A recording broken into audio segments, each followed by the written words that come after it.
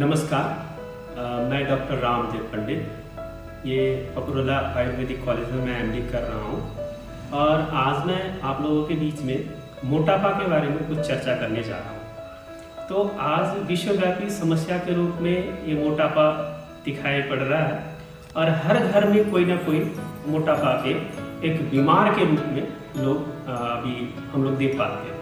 और मोटापा लगता है बहुत लोगों के कि ये कोई रोग नहीं है।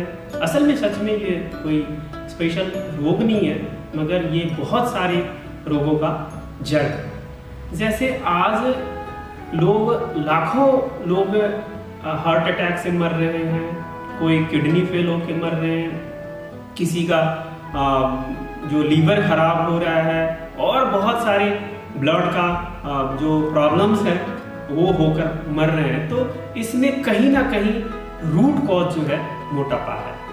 तो बहुत सारे बड़े बड़े रोगों का कारण अभी मोटापा बन रहा है और इसके बारे में बहुत लोग बेखबर है कि वास्तव में मोटापा भी एक बहुत बड़े रोगों का कारण हो सकता है। इसके बारे में लोग अभी जानकारी में ही नहीं है। तो अभी मोटापा के बारे में विश्वव्यापी रूप में लोग इस पे काम करने के लिए उत्सुक हैं और WHO से लेके नेशनल, इंटरनेशनल और लोकल बॉडी भी और बहुत सामाजिक संस्थाएं भी और बहुत हेल्थ इंस्टीट्यूट्स भी इस पे काम कर रहे हैं। तो मैं आप लोगों को ये बताना चाहता हूँ कि मोटापा आपको है या किसी को है वो पता कैसे करें। देखने में लगता है शरीर की किसी का एक साइज का होता है, किसी का दूसरे साइज का होता है। तो मोटापा को सामान्य हिसाब से लोग BMI से नापते हैं और अभी जब सुपरफिशियली हम लोग किसी को अगर आइडेंटिफाई करना है कि ये मोटा है या ये इसको ओबेसिटी है, एक डिजीज के रूप में अगर आइडेंटिफाई करना हो तो हम लोग बॉडी मास इंडेक्स से नापते हैं या इंटरनेशनली एक रिकॉग्नाइज्ड एक मेजर है जिसके तहत इसको आइडेंटिफाई किया जाता है। तो किसी भी इंडिविजुअल का अगर बॉडी मास इंडेक्स 25 से 30 के बीच में पड़ता है तो उसको मोटापा के रूप में आइडेंटिफाई करते हैं। और जैसे मोटापा के आइडेंटिफाई हो जाने के बाद अब इम्पॉर्टेंट बात आता है कि भाई इतना सारा मोटापा के बीमारी या मोटापा किस वजह से हो रहा है इतने सारे लोग। तो बदलते जो परिस्थिति है आजकल के खान पीन का जो एक शैली है, खान पीन का जो एक मटेरियल्स हैं, फूड आइटम्स हैं, डाइट है, ये सारे चीज जो है रिस्पॉन्सिबल है प्राइमरी। दूसरा चीज है स्ट्रेस। आजकल कोई भी ऐसा इंडिविजुअल नहीं है दुनिया में जिसके पास स्ट्रेस नहीं है। तीसरा है सेडेंटरी लाइफ स्टाइल और लोग फिजिकली एक्टिव नहीं है।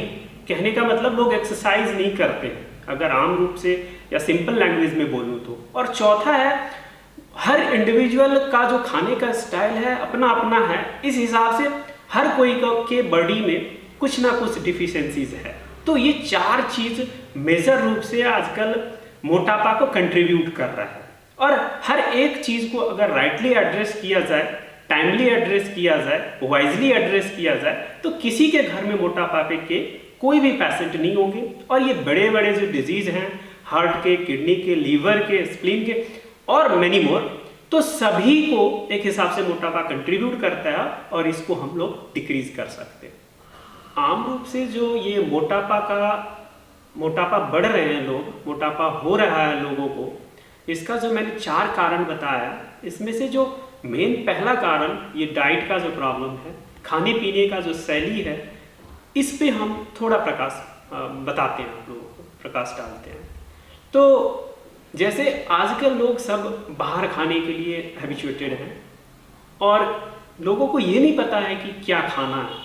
पता है मगर उनको एक तरह से एक ऑब्सेशन है या एक एडिक्शन है या एक टेस्ट है जो डिराइव करता है, उनको मोटिवेट करता है कि बाहर जाके खाना खाएं और वो क्या खा रहे हैं थोड़ा वो कॉन्शियस नहीं है। दूसरी चीज़ है वो कितना खाना चाहिए, कब खाना चाहिए, ये उनको थोड़ा मतलब वो अनकॉन्शियसली लोग बिहेव कर रहे हैं इस डायरेक्शन में। So this is one of the major reason. इसको हम लोग एक प्राइमरी कारण के रूप में मानते हैं और हर लोग को पता है, हर इंडिविजुअल को पता है कि क्या नहीं करना है। तो मैं स्पेसिफिकली ये नहीं बता रहा हूँ कि ये खाना है ये नहीं खाना है, मतलब जो नेचुरल फूड्स हैं, जो घर में बना हुआ खाना है, अगर हम लोग घर का बना हुआ या नेचुरल फूड्स खाएंगे तो अल्टीमेटली या ऑब्वियस बात है कि बहुत सारे जो रीजंस हैं, जो कंट्रीब्यूटिंग फैक्टर हैं फूड के रिगार्ड, वो हट जाएंगे। दूसरे जो है स्ट्रेस का, अब हर लोग तनाव में है, ये स्ट्रेस और एक्सरसाइज ये दोनों चीज़ इंटर रिलेटेड है। स्ट्रेस को मैनेज करने का दुनिया भर में बहुत सारे टेक्निक्स हैं और उन टेक्निक्स को यूज़ करके अपने लाइफ का बहुत सारा स्ट्रेस को मैनेज किया जा सकता है। हटाने का संभव नहीं है, मगर उसको मैनेज कर सकते हैं। और इससे मोटापा को जो कंट्रीब्यूटिंग स्ट्रेस हार्मोन्स हैं उसके वजह से जो बहुत सारे बॉडी के फिजियोलॉजी अल्टर हो जाते हैं, कभी हार्ट रेट बढ़ जाता है, कभी पल्स बढ़ जाता है, कभी रेस्पिरेशन बढ़ जाता है, और कभी कभी जो है आप रेस्पिरेशन बढ़ जाता है, और बहुत सारे फिजियोलॉजी एट अ टाइम बढ़ जाता है। तो उसको एक हिसाब से मैनेज कर सकते हैं। अगर स्ट्रेस रिलीज हो जाए किसी भी हिसाब से तो वो उसको हम कंट्रीब्यूटिंग फैक्टर को रिड्यूस कर सकते हैं। और तीसरा है जो एक्सरसाइज। अभी लोग इतना सोफिस्टिकेटेड हैं कि उनको कुछ करना ना पड़े, सब कुछ बेड में मिल जाए, सब कुछ बैठे बैठे मिल जाए टाइप का मेंटालिटी बन गया। तो इससे थोड़ा जो मोटापा रिड्यूस करना चाहते हैं या मोटापा से बचना चाहते हैं, उनको इस लाइफ स्टाइल से बाहर आना होगा और पर डे फिजिकल एक्टिविटीज़ में इन्वॉल्व होना पड़ेगा। इसके साथ साथ अगर उनको कोई भी एक्सरसाइज का मेथोडोलॉजी जो पता है, जिम, योगा, कुछ भी हो, एटलीस्ट हाफ एन आवर से 40 मिनट्स तक विगोरियसली एकदम पसीना ना आने तक करना चाहिए। और फाइनली जो सप्लीमेंट का बात, सप्लीमेंट एक बहुत ही इंपॉर्टेंट चीज़ होता है। बॉडी का हर फिजियोलॉजी को ठीक ढंग से कैरी आउट करने के लिए, हर ऑर्गेन्स को, हर सेल्स को एक हिसाब से जीवंत रखने के लिए उनको जो चाहिए रिक्वायरमेंट फिजियोलॉजिकली एक्टिव रहने के लिए, उसका फिजियोलॉजी मेंटेन करने के लिए वो सप्लीमेंट्स होते हैं। तो उसको मेंटेन करने के लिए आजकल के फूड में वो चीज़ नहीं है।